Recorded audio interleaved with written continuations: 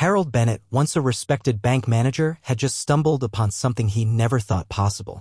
If the documents he held were genuine, thousands of people were about to lose everything they'd saved. As he reached for the phone to alert the town, a line of black SUVs rolled silently into his driveway. They already knew what he'd discovered. Hey there, and welcome to Life Tales. Let's dive into this story. Retirement was supposed to be peaceful, but Harold never imagined it would turn him into a whistleblower. For over 4 decades, he had been the definition of what a good banker should be. He started his career right out of high school, working as a teller at Millbrook Community Bank, and through sheer dedication and honesty, climbed all the way up to branch manager. His guiding belief had always been simple: people matter more than profits. To this day, folks in Millbrook still called him Mr. Bennett, even though he insisted they didn't have to. He was the one who'd approved first mortgages for young couples, supported local businesses during rough patches with fair terms, and helped entire generations retire with a sense of dignity and stability. Now, 2 years into retirement, Harold had settled into a peaceful routine.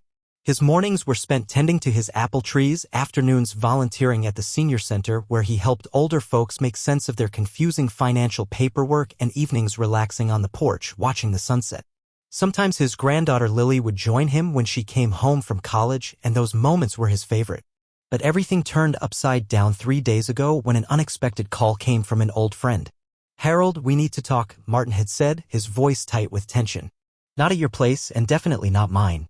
Somewhere no one would think to look for us." They ended up meeting at their old fishing hole by Miller's Creek, the same spot they'd spent countless Saturdays at when they were younger.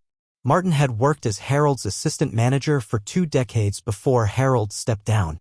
Now he looked worn out, like sleep had been a stranger for days. "They're pushing me out early retirement," Martin said, his eyes darting around anxiously. "The new owners want to replace us with their own people." The so-called new owners were National Financial Group, a huge corporate banking giant that had taken over Millbrook Community Bank 6 months earlier. They had promised smooth sailing and reassured everyone that nothing would really change. More resources, better service, that was the pitch. Martin handed Harold a sealed envelope. "I came across these while packing up my office. They're planning to roll this out next month, right after I'm gone. No one's being warned, it's just going to happen." Later that night, Harold sat alone at his kitchen table and finally opened the envelope. What he found made his heart pound and his stomach sink. Inside were internal memos outlining a scheme to convert every account under $10,000 into a new type of account, one that came with monthly maintenance fees. Another document broke down the projected profits, and the figures were staggering. Harold ran the numbers himself 3 times just to be sure. The average elderly resident in Millbrook would lose nearly a quarter of their savings in just the first year because of these new charges. Families working hard to build college funds or save for emergencies would watch that money quietly disappear. But what truly chilled him was a map showing the rollout plan. They were starting in vulnerable, rural towns like Millbrook, places with few banking choices, where people still believed their hometown bank had their best interests at heart. Harold didn't sleep that night, or the night after. By the 3rd day, he knew what he had to do. He couldn't sit back and let this happen. He had to speak out. His first move was to visit the office of Stephen Clark, the bank's current president. Harold had hired Stephen himself 15 years earlier and had mentored him ever since. He wanted to believe Stephen wouldn't be involved in something so underhanded. But when he arrived, Stephen's secretary stopped him at the door. "Mr. Clark is out at a leadership retreat," she said. "I could book you in for next month." Next month? That would be far too late.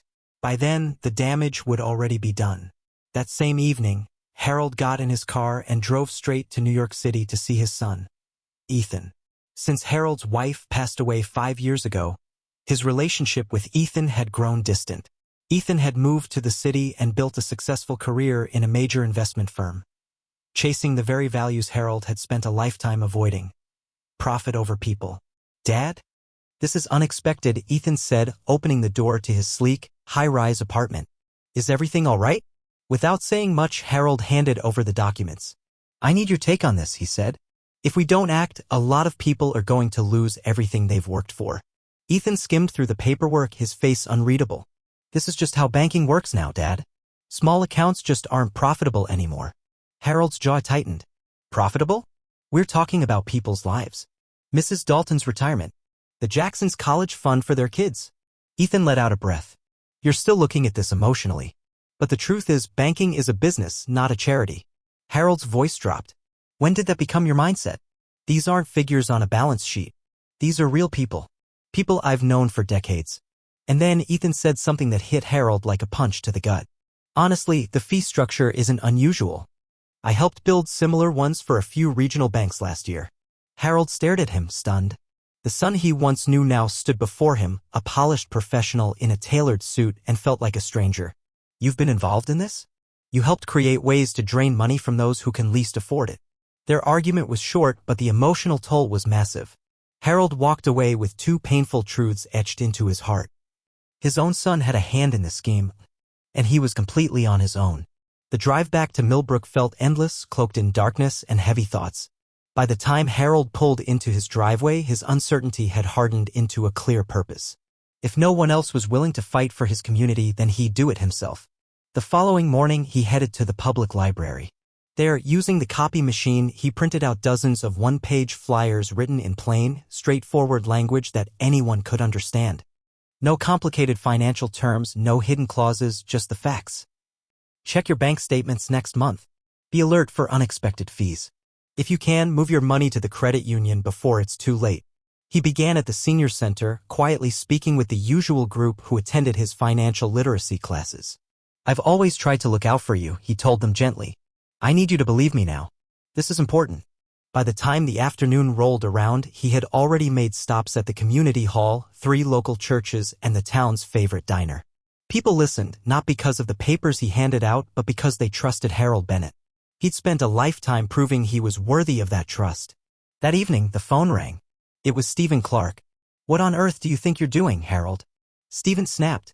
I've been getting calls all day, folks saying you're spreading wild rumors about the bank. They're not rumors if they're true, Harold replied evenly. I've seen the documents, Stephen.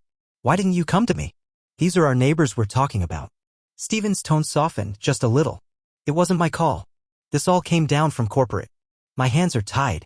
There's always a way to do what's right, Harold said quietly. You used to believe that. Back when I gave you your first chance. For a moment, the line was silent. They're keeping tabs on you, Harold. They know you have those files. This won't end well if you keep pushing. Harold barely slept that night, fully expecting something to happen. And it did, just as the sun was rising. 4 black SUVs pulled into his driveway, their government plates gleaming in the morning light. Several men in dark suits stepped out, led by a serious-looking woman in her 40s, carrying a slim briefcase. Harold was already waiting on the porch, coffee mug in hand. Harold Bennett, she asked briskly. That's me, he said. She held up a badge. Rachel Vaughn, Federal Banking Commission. We need to talk about the confidential materials in your possession and your recent actions distributing them. Harold nodded, calm as ever. I figured someone would show up eventually. Can I offer you some coffee? It's freshly brewed. Her composure faltered slightly at his hospitality. Mr. Bennett, this is no small matter. You've accessed private banking documents and shared them publicly. That could lead to a run on the bank in this area. I'm not trying to cause chaos, Harold replied, his tone firm. I'm trying to warn the people I care about before they wake up to find their money gone. Everything I've shared is factual.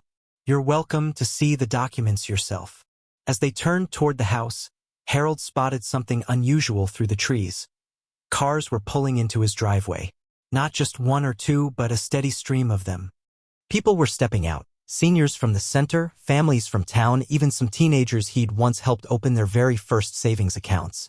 Among them was Mrs. Dalton, now 82, slowly approaching with the help of her cane.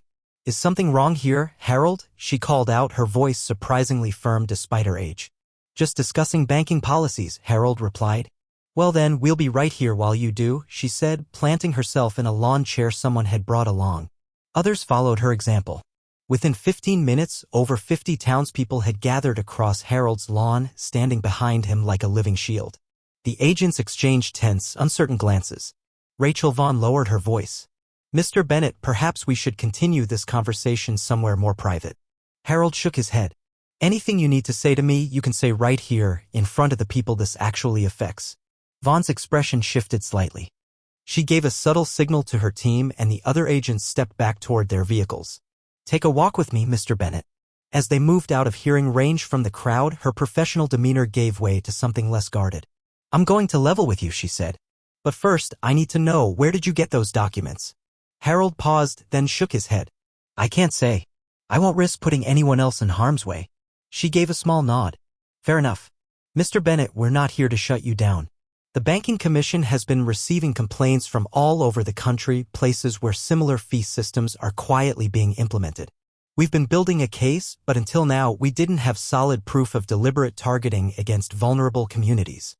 Harold looked at her, stunned. So, you're not here because of me. You're investigating them. She nodded again. We've been monitoring National Financial Group for a while now. Your decision to alert your town gave us exactly the kind of documented trail we were missing. Her voice dropped to a hush. And just yesterday we received an anonymous envelope, internal emails that confirmed the strategy. Explicit plans to target towns like yours. Harold's mind spun. Who could have sent it? Rachel answered before he had the chance to ask. Your son sends his regards, she said gently. After you visited him, he reached out to us. Told us you reminded him of what banking is really supposed to be about. The words struck Harold like a lightning bolt. Ethan had come through. He'd chosen to do the right thing after all. The weeks that followed moved like a whirlwind. The headline in the Millbrook Gazette read loud and proud. Retired banker stands up for community. The story quickly spread, and National Financial Group's stock plummeted as the investigation exploded into national headlines. Within days, thousands of Millbrook residents had moved their money to the local credit union. Calls poured in from neighboring towns asking Harold for help deciphering the fine print on their own accounts. Though he never intended to, Harold became the face of a fast-growing movement, one demanding transparency in the banking world. Then came the letter from Washington. He was invited to testify before the Senate Banking Committee about exploitative fees and the communities they hurt the most. Harold had never been one for microphones or stages, but this was too important to say no. The hearing room felt overwhelming. Senators, reporters, and high-powered banking executives in polished suits lined the chamber. Harold arrived in the same dependable blue suit he'd worn for decades at the bank. It was a bit out of date, but spotless and pressed. When his name was called, he didn't pull out any prepared speech or statistics. He spoke straight from the heart. I'm not here as a policy expert, he began. I'm here as a man who spent 45 years helping people understand what was happening to their money. I'm here because thousands in my town nearly lost everything they worked for, and they didn't even know it was coming. He lifted a stack of handwritten statements. These are from Millbrook residents, people I've known most of my life. Mrs. Dalton would have lost half the money she depends on for medicine. The Jackson twins? Their college dreams would have been wiped out. Mr. Briggs, he's a widower, he would have had to sell the home he shared with his late wife for 50 years. You could hear a pin drop. Even the senators leaned forward to catch every word. Banking should never just be about numbers, Harold continued. It's about trust. It's about people's lives, their futures. When banks forget that, they lose their soul. As he finished, the committee chair asked if he had any concrete suggestions. Yes, Harold said plainly. Force them to speak plainly. No fine print. No legal tricks. Just the truth, in words anyone can understand. As Harold stepped away from the microphone, he froze in surprise. Ethan was walking into the room. They hadn't spoken since that night in New York. Their eyes met across the room. Ethan gave him a small nod before taking the next witness seat. Ethan's testimony cut deep. He laid out, piece by piece, how the fee systems were carefully designed to squeeze the most money out of the people least likely to notice or fight back. His insider knowledge, paired with Harold's lived experience, was impossible to ignore. That night, the two of them sat side by side in Harold's hotel room, trying to find the bridge back to each other. I'm sorry, Dad, Ethan said at last. I lost sight of everything you taught me. That money is supposed to serve people, not control them. What changed your mind? Harold asked, voice soft. Ethan gave a crooked, almost embarrassed smile. You did. Watching you risk everything for people who might never even know what you did, it reminded me of who I wanted to be before bonuses and status got in the way. After the hearings, change came quickly. New federal rules required banks to disclose all fees in plain, understandable language. They also blocked surprise changes to existing accounts.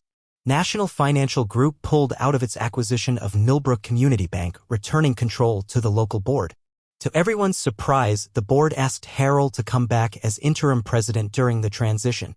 He accepted, but with one condition: they had to adopt and display a community banking standards pledge right in the front lobby where every customer could see it. 1 year later, Harold found himself in a crowded auditorium watching his granddaughter Lily graduate from college. She spotted him from across the crowd, her smile bright. "Guess what, Grandpa?" she said, throwing her arms around him. "I've changed my major. I'm going to law school for consumer protection. Because of you." Before Harold could answer, a small crowd formed around them. Familiar faces from Millbrook, seniors from the center, families he'd helped over the years. Even Stephen Clark was there, the former president who had eventually made the right call.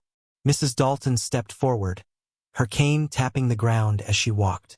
"We wouldn't have missed Lily's big day," she said. "And we wanted to give you something." She handed him a handcrafted wooden plaque. Carved into it were 6 simple words: "To the man who protected our life's work." Harold blinked back tears as he looked around at the faces surrounding him. People whose lives remained intact, because one man had decided to speak out. That evening, back on his farmhouse porch, Harold sat beside Lily and Ethan, watching the sun dip below the apple trees. 3 generations, reunited by a decision to put people above profit.